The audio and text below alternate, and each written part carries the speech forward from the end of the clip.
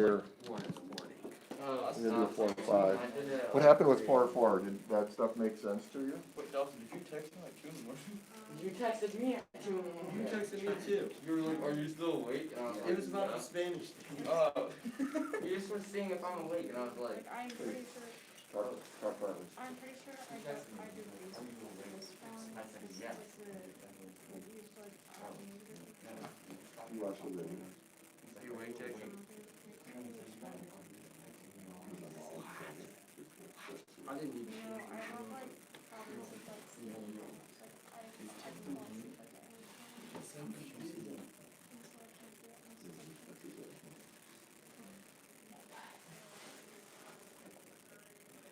I don't know, what I'm seeing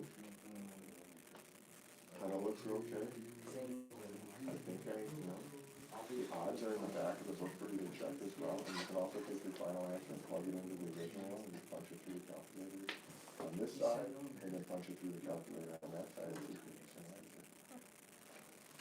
All right, so let's do something. Let's write something, if we can, here algebraically. So this is 4 or 5.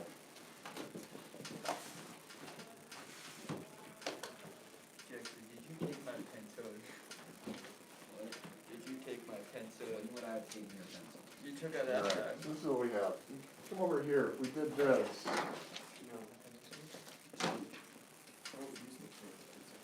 that's the previous lesson right there. Yeah. Let's say we took that generic algebraic equation, and let's algebraically solve it for x. So imagine there are numbers in there for a, b, c, and d. What would be, and let's do this, let's get all of the x's over on the left side. But if that's what you have right there, I wonder if this is better. I don't know. I'm going to move, I got that. I'm gonna go, I can only go that far.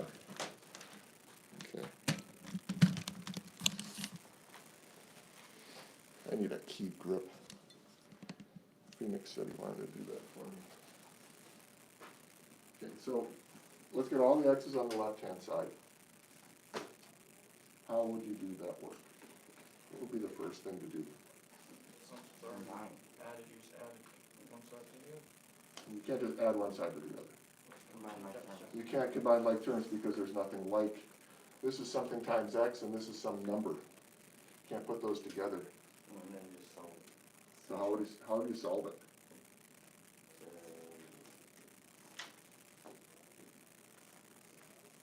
Subtract CX on both sides. Awesome. Subtract cx from both sides. Then this would be ax subtract cx plus b, and then that zero cancels and that equals d. Good, that's what I'm looking for. And you can't put a and c together. I mean, you could, but you'd use the distributive property, and we're not going to worry about that right now. What would be the next step? Minus B. Subtract b. Subtract b from both sides. That zero cancels. So the left-hand side looks like this, and the right-hand side looks like that.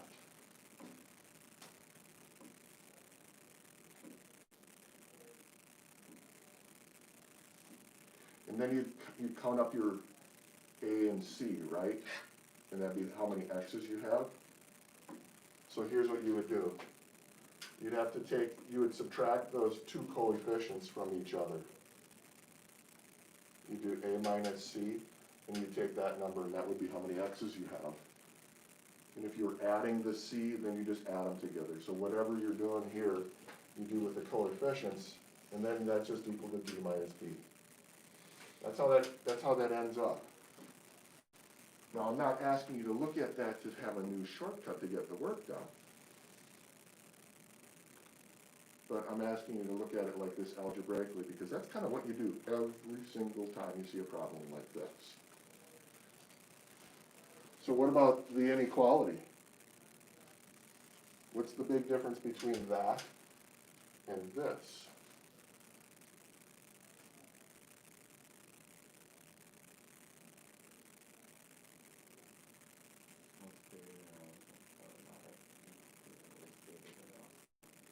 Right. It has an inequality instead of an equal sign.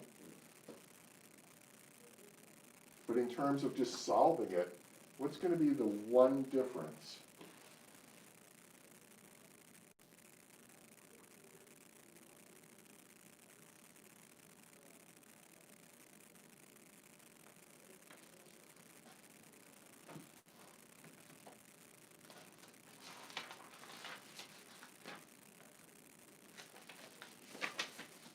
Here, let's go to example 2.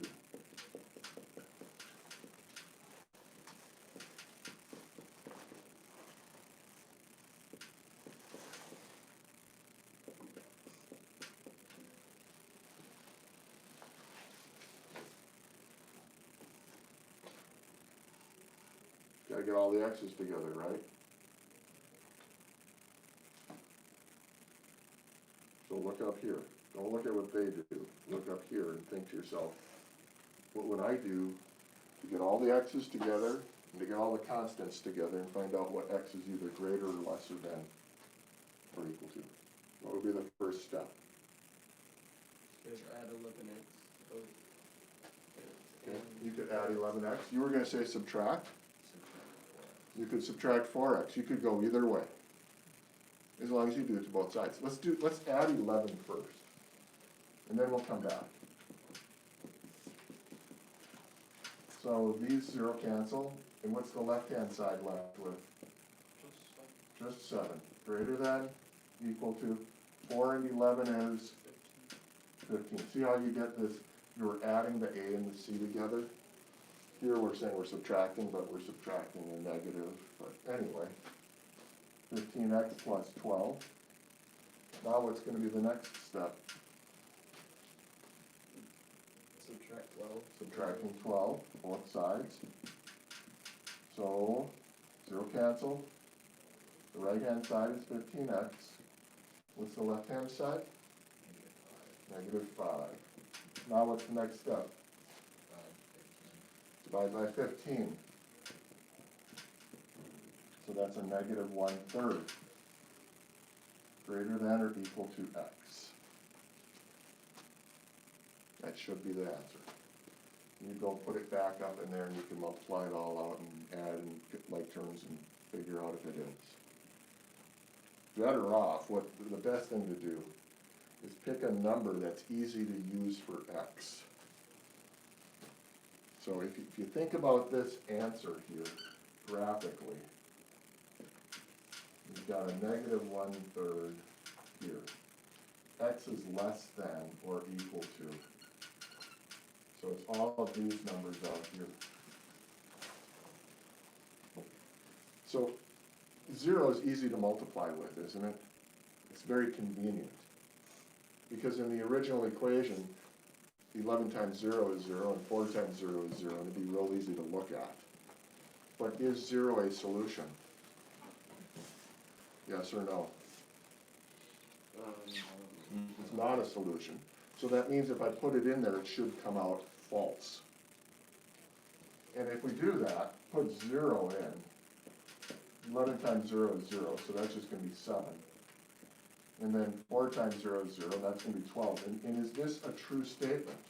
7 is greater than or equal to 12. Is that true?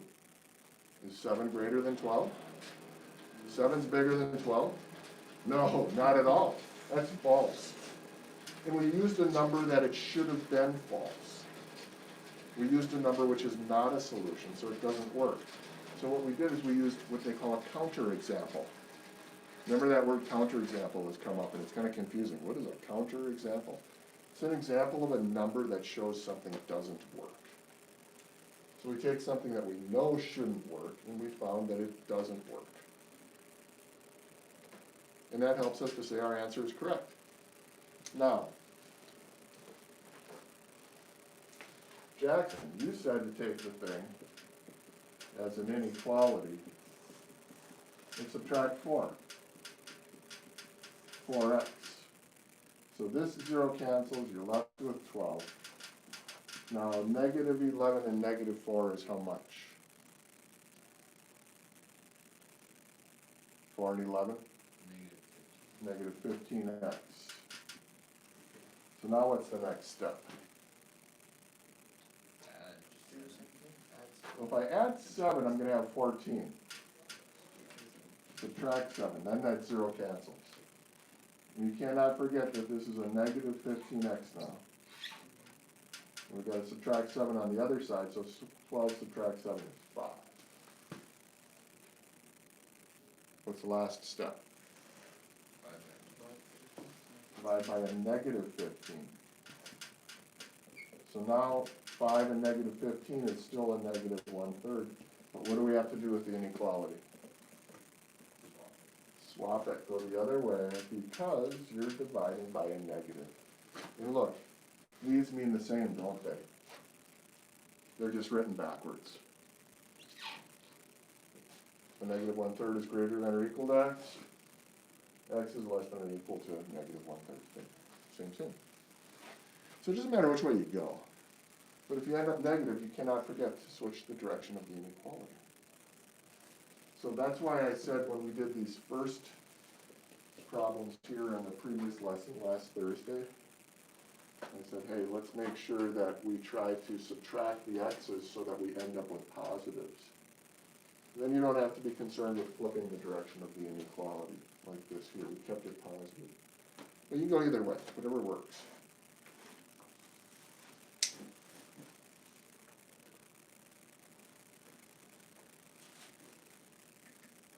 Okay, grab your graphing calculator, okay? And where's yours? Either start bringing it to school, I'm going to ask you to bring it to school and leave it with me, I okay? have been bringing it to school. Have you? So I feel like it's redundant coming up again and again. So ring them because we use There them was a gap. all the time. I want you to get good at it.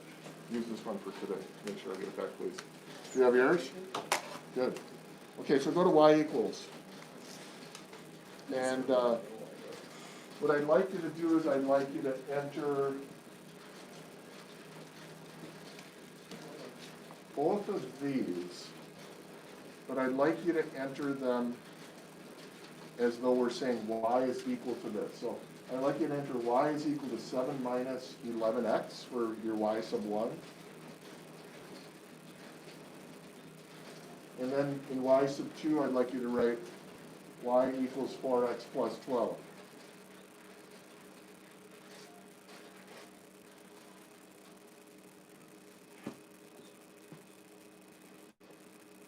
Oh, my window is really weird. Yeah, your window might be weird.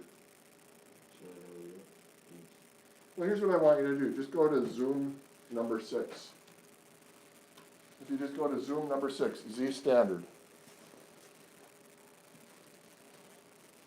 So that's what I put in the calculator. Oh boy. Come on. Ooh, it makes a piece Sorry, I can't get it there. Shoot. There it is. And then when I graph it under a standard window, Zoom Z6. Shoot. There. The two lines where they cross is up above, isn't it? Yeah. Yeah. So, yeah, so here's what you could do. Hit zoom, and then number 3 is zoom out. And when you hit number 3, all of a sudden you go back to your graph. And if you hit enter, it'll zoom out. Just hit enter once, that's all. And all I want you to do is I want you to see that these two lines cross each other. And then take this in faith. When you graph both of these, one's steep and the other's steeper. Where they cross right here is where x is equal to a negative 1/3. That's where they cross. So if you put a negative 1/3 into this side of the equation, Trenton, Jackson, and you put a negative 1/3 into that side of the equation, you're gonna get the same answer. So if I did 7 subtract 11 times negative 1/3, that would be like 7 plus 11/3. If I put a negative 1/3 in here, this ends up being a negative 4/3 plus 12. That's a negative 1 1/3. Added to 12 ends up being 10 2/3. 11/3 is like 3 1/3. Well, 3 1/3 plus 7, I'm sorry, that'd be 3 2/3. Because 3 times 3 is 9 with a remainder of 2. So 7 and 3 2/3 added up is the same. But this is different. We're looking for when this one is bigger than that. So there's a time on these two lines where this equation is higher than the other equation. So here's what I'm gonna have you guys do. Let's mess with our window just a little bit. So go to window and have your x minimum at like, how about negative 3? And then the x maximum at positive 3. And then the y minimum, let's make that at negative 10. And the maximum, why don't you make it at like 20?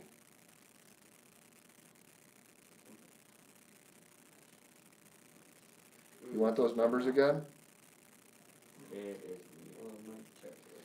So x minimum goes, the x goes from negative 3 to 3, and the y goes from negative 10 up to 20.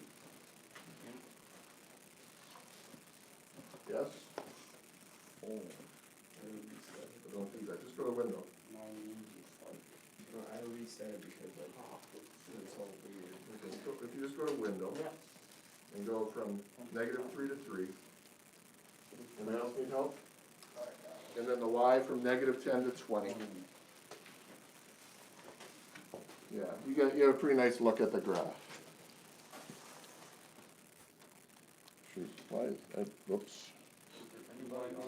So it's gonna look something. The y minimum is negative 20? Yeah, no, y minimum negative 10? 10, yeah, negative 10, y max 20. Yeah. So when you look at that graph, this is the red line, and this is the blue line. So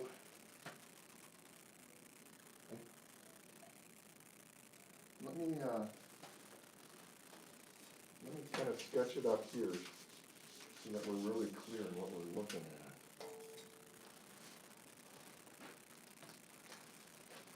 So we have something like this. And then I've got a red line. And that red line is going up something like this. And this is 7 minus 11x. And then the blue line is coming down something like this. And that's 4x plus 12. That doesn't make sense. No, it does. No, it doesn't. This should be. Uh-oh. Blue. I'm sorry. I'm backwards, right? The blue is 7 minus 11x. Yeah. Okay, so there we go. So which one's going up? Blue? Blue is going up, and that's 7x Minus 11. minus 11? Well, 7 minus 11x.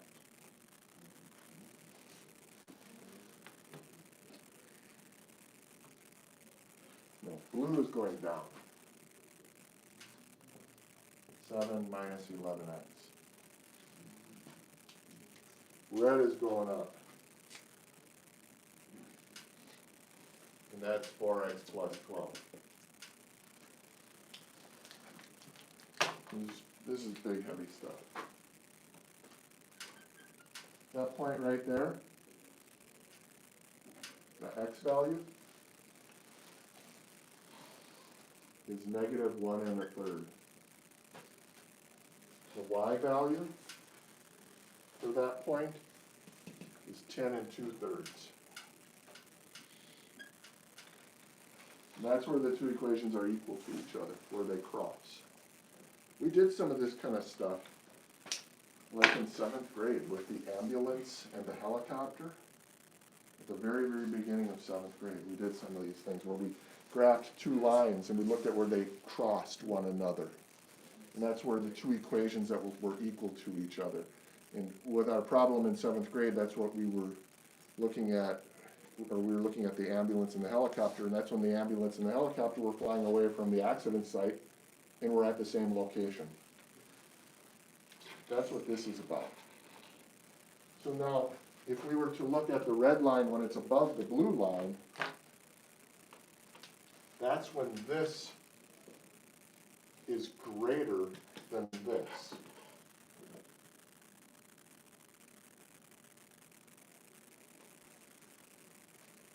If we look at when the blue line is up above, that's when that function gives bigger values than the 4x plus 12 does. So if we look back here, we want to know when 7 minus 11x is greater than. So what we want to do is we want to know when the blue is greater than the red function, when the blue gives us bigger numbers than the red does. Dawson, I can't see your eyes, there's no way you could be seeing the board then. And we said that's when x is smaller than a negative 1/3. So that is saying for all of these values of x out here, all of these values, and forevermore, that's when this function is higher, gives a bigger number than the red function. So out here is when this is greater than or equal to 7 minus 11x is greater than or equal to 4x plus 12. That's what we're doing when we write these types of inequalities. If we flipped it around, if we put it the other direction, if we said, when is 4x plus 12 greater than or equal to 7 minus 11x, that's when is this function's answers greater than those, that's going to be from here out.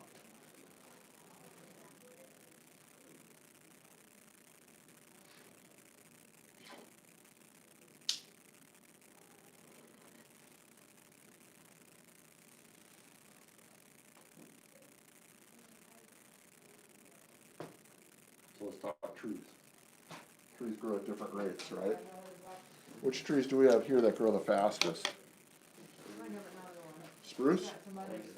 What grows faster than the spruce? Alder does. What grows faster than alder? Grass. Cottonwoods. Cottonwoods grow like weeds. The river bottom trees, you go up like towards 14 Mile on up, there's a lot of cottonwoods in the bottoms. They grow really fast. And hemlocks grow relatively slow. So it's feasible that you could start with a pretty good sized hemlock in a tiny little cottonwood and it would grow faster and overtake the hemlock. That's just the way trees are. Well, being that this is a book that was published down in Chicago, they're not using cottonwoods and hemlocks because they have cottonwoods there, but they don't have hemlocks there. So they're using beech trees and maple trees. There's lots of beech in the Illinois, Indiana, Tennessee, southern Wisconsin, southern Michigan, that area. And then maples grow all over the place. But these are maples that grow much bigger than our maples. Some of them grow for hundreds of years. Indeed, big around is our big big time loss, sorry. And what they did is, they have word problems, and that's what you're gonna see some of. It says, Mrs. Mosley looked at an old photograph of the two trees in it, and the beech tree was taller than the maple tree, and she wondered when the photo was taken. So this comes from an introduction, and they talk about, years ago, the Mosley family planted a 12-foot beech tree and a 4-foot maple. So they got a beech, 2 eaves, and a maple. It's 4 feet for the maple, and the beech is 12. That's kind of interesting, okay? And beech trees grow at a rate of about a half a foot a year. So what we could say is that its height would be 1/2 of a foot per year. I'm gonna use half. I don't even know what they use in the book, but it works good. Half of a foot per year. And maples grow how fast? What do they say? It's on page 210. Maples grow about a foot a year. So that would be like plus 1 foot per year. So what we're gonna do in this case here, since this is the number of years, let's change that. And let's say that that's gonna be time. So a half a foot times the number of years, 1 foot times the number of years. So this is, I guess this is how tall they are right now, over some number of years. So let's see here. So she looks at an old photograph, and at the beech tree was taller than the maple, and she wondered when the photo was taken.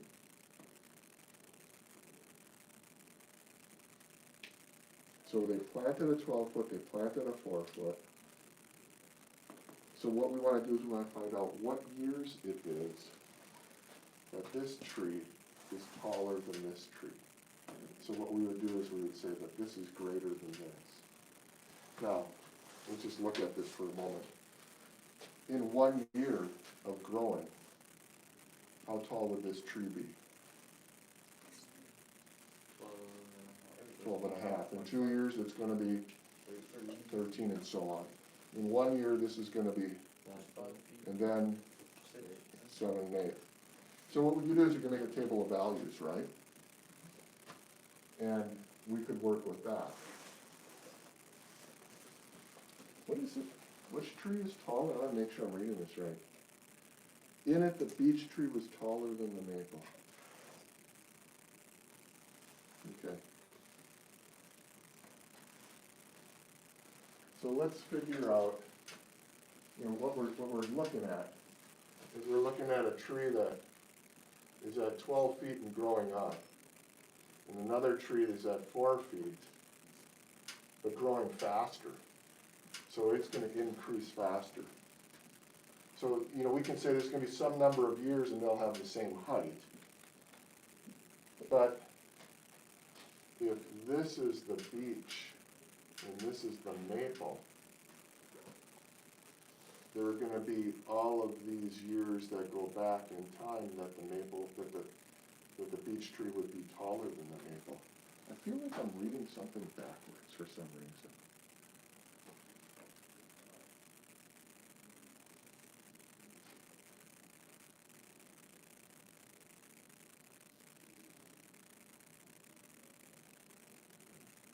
Let's solve it and see what we can make sense of.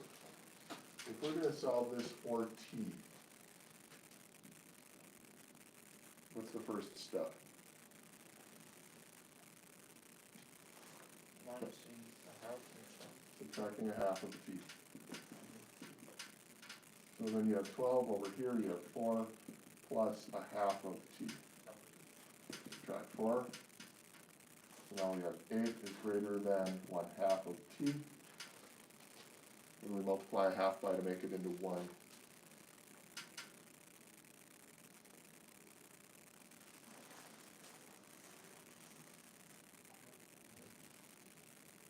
By the reciprocal.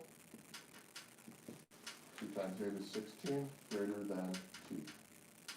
So what we're saying here is as long as the time is less than 16 years, the height of the beech tree is going to be taller than the maple tree. So for the first 16 years of growth, this is going to be true. So when was the picture taken? Within the first 16 years of growth. What year? We don't know exactly. We just know it's within the first 16 years.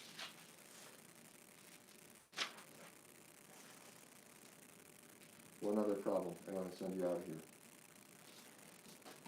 They'll do things like this. 5 times a number is going to be less than 3 times the same number. 5 times the number is less than 3 times the same number. What is that number? So you think about it, you're going to multiply the same thing by 5 and 3, but by multiplying by 5, you're going to make that number smaller. So it's not going to be big numbers, is it? It's got to be small numbers or negative numbers. Good.